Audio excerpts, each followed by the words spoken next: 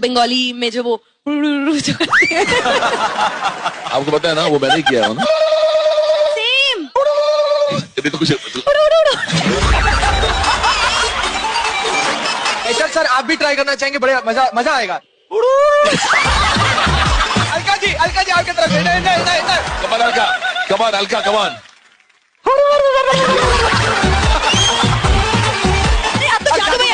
जादू भैया সম্প্রতি একটি গানের রিয়েলিটি শোতে এসে উলুধ্বনি নিয়ে একটা হাস্যরসাত্মক ভাবে প্রেজেন্ট করেছেন নেহা কক্কর সহ আরো অন্যান্য বিশেষ সঙ্গীত শিল্পীরা, এবং এটাকে যেন আরো উস্কানি দেওয়া হচ্ছে যে বাংলার সংস্কৃতি, আমাদের সনাতনীয় সংস্কৃতিকে ছোট করে দেখানো হচ্ছে।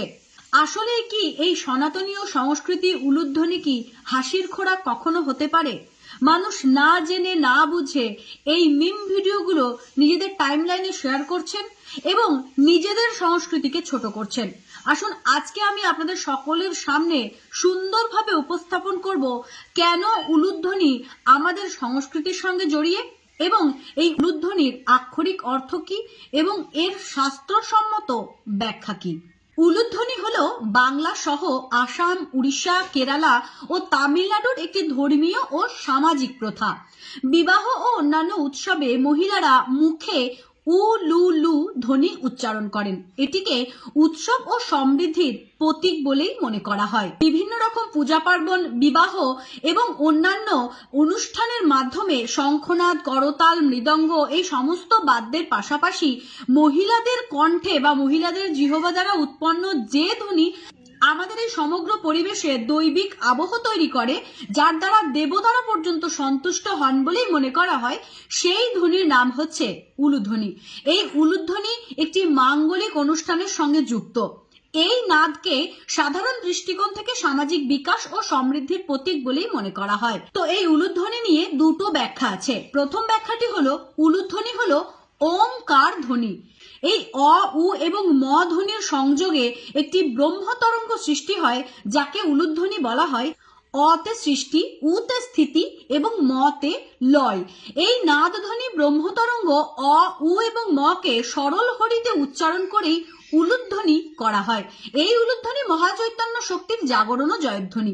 তাই এই ওঙ্কার জয়ধ্বনি এবং উলুধ্বনি রূপে মাঙ্গলিক কাজে উচ্চারণ করা হয়ে থাকে। তাই এটিকে কোনোভাবেই হাসির খোরাক হিসেবে আপনাদের রিয়েলিটি শোতে আপনারা কোনোভাবেই প্রেজেন্ট করতে পারেন না।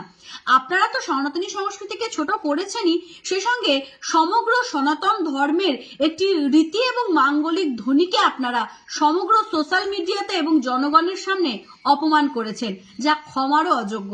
আমি জানি না এই ভুল ধরিয়ে দেওয়ার পরে আপনারা ক্ষমা চাইবেন কিনা।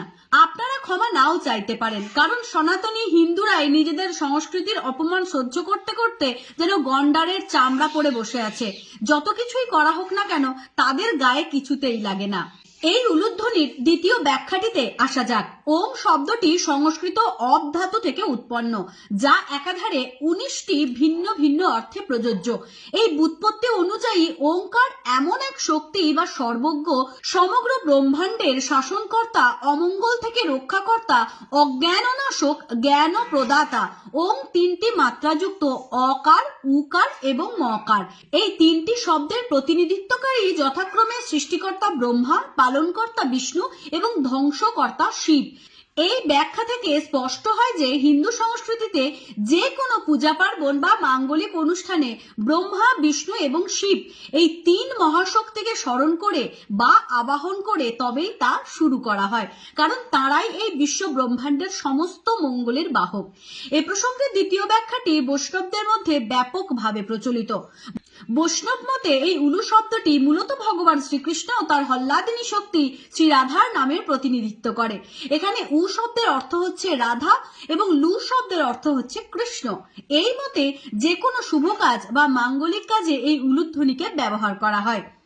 আশা করি এই ভিডিওটি দেখার পর আপনারা উলুধ্বনি সম্পর্কে সঠিক এবং সাম্যক ধারণা পেয়েছেন এবং ওই হিন্দি রিয়েলিটি শোতে যেখানে আমাদের সনাতনী কালচারকে বা উলুধ্বনিকে অপমান করা হয়েছে, আমার এই ভিডিওর মারফতে আপনারা সেই অপমানের যোগ্য জবাব দেবেন এবং উপরমহল পর্যন্ত এই ভিডিওটি পাঠাবার ব্যবস্থা করবেন, যাতে নেহা কক্কর সহ যারা ওই রিয়েলিটি শোতে বসে বসে উলুধ্বনির অপমান করছিলেন হাসিয়ে হাসিয়ে রসিয়ে রসিয়ে, তারা অন্তত বুঝতে পারেন যে সনাতন ধর্মকে অপমান করার অধিকার কারণ নেই। তো চলুন আজকের ভিডিওটা শেয়ার করা যাক, যাতে প্রত্যেকটা মানুষের তাদের সেই ভুলগুলোকে আমরা চোখে আঙুল দিয়ে দেখিয়ে দিতে পারি। দেখা হচ্ছে নতুন কোনো দিন নতুন কোনো ভিডিও নিয়ে। ততক্ষণের জন্য সকলে ভালো থাকবেন, সুস্থ থাকবেন। জয় শ্রীকৃষ্ণ, রাধে রাধে।